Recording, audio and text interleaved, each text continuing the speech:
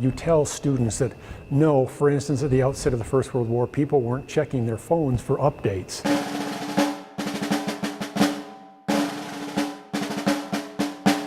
The 100th anniversary of the Great War, World War I.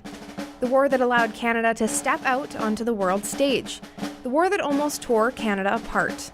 And the war that 100 years later still seems to matter to Canadians.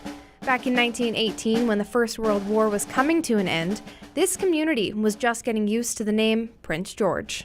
At the beginning of the war, this was still Fort George. You still had the existing two townships warring to be figuring out who was going to be the dominant community.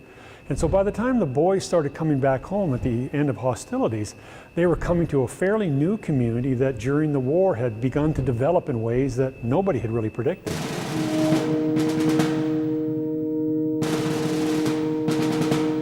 It's important to recognize the service and sacrifice made by thousands over the years. But there are many great things that came out of the First World War as well. There are films, plays, and novels, as well as Remembrance Day, the Poppy, and the 2 Minutes of Silence. Those symbols represent more than just the First World War now. They represent all veterans who have served and lost their lives. And yet there's something deeply grounded in that First World War event when we stand there at the local cenotaph or at the National Monument and we reflect upon what these Canadians have done for us and their impact on our country. It's very easy in present-day society to take peace, order, and governance for granted. Many believe the way things are now is the norm, and that this is the way it's always been.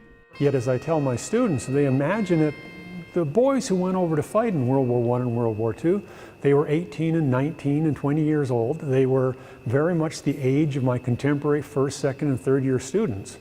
And you ask them the question, could you imagine doing that?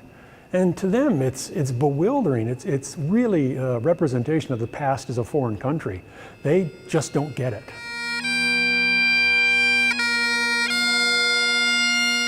620,000 Canadians served in the First World War, which at the time was a country of 8 million people.